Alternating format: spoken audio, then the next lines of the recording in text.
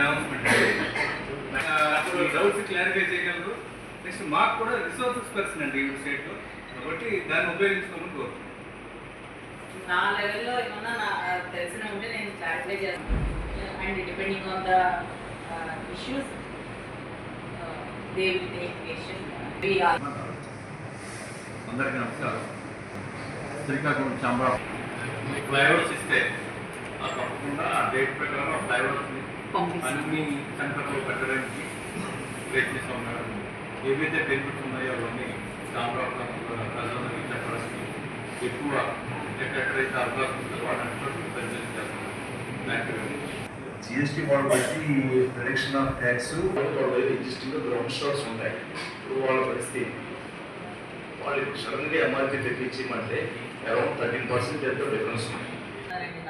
Actually ఇది వరకు 18% ఉండేది ట్యాక్స్, 5% వల్ల జిఎస్టీ హోల్డర్స్ కదా నాన్ జిఎస్టీ హోల్డర్స్. ఎందుకంటే స్ట్రీట్ లో ఉండేవాళ్ళు కానీ లేదా చిన్న చిన్న ట్రావెల్స్ కానీ ఎక్కువ మంది వాళ్ళే ఉంటారు. ఒకసారి డిస్ట్రిబ్యూటర్స్ ఎవరైనా ఉంటే ఒకసారి కంపెనీస్ తోటి కంపెనీస్ తో మీరు ఒకసారి, ఎందుకంటే వాళ్ళు credit notes something they are thinking about that.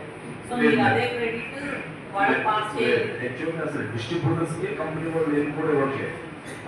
Distributors వాళ్ళకి గ్రౌండ్ స్టాక్ కూడా కనీసం మినిమం ట్రావెల్స్ వచ్చారు కల్లా వాళ్ళకి ఇంచుమించి అరౌండ్ 6 months 8 months నుంచి 1 year వరకు వాళ్ళు మరి ట్యాక్స్ కట్టడం కావు.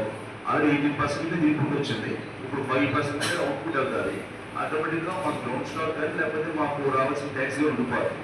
మరి ఇది లాస్ట్ ప్రీవియస్ ఇంతకు ముందు మనము వ్యాట్ నుంచి జిఎస్టీకి వచ్చేటప్పుడు ఈ ట్యాక్స్ ఉండేటప్పుడు దాన్ని లాస్ట్లో 1 year తర్వాత గవర్నమెంట్ ఏదో ఆ ట్యాక్స్ మనకు రాదని చెప్పి మీరు ఇన్పుట్గా వాడుకోవచ్చు. మీరు క్యాష్లో పే చేసేది ఇన్పుట్గా అడ్జస్ట్ చేసేది. మీరు అంతకుముందు అట్లీస్ట్ ఒక 2% 3% క్యాష్ పేమెంట్స్ ఉంటుంది.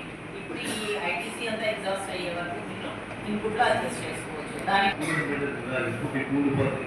ఎందుకంటే అరౌండ్ 10% అంటే ఇప్పుడు ఇన్పుట్ ఇప్పుడు నెక్స్ట్ ఫర్దర్ డేస్లో రావద్దు. మేము సప్లై చేసేది అయితే బేసిక్ రేట్స్ మార్చి పంపిస్తాము.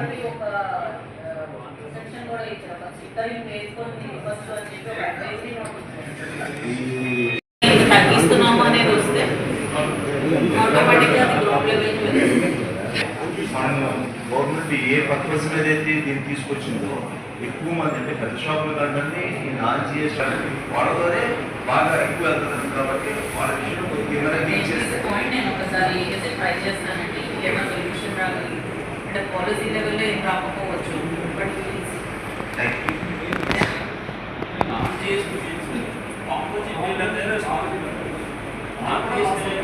రిజిస్ట్రేషన్ ఏమంటే స్టాక్ ఉంటే సేల్ ప్రైస్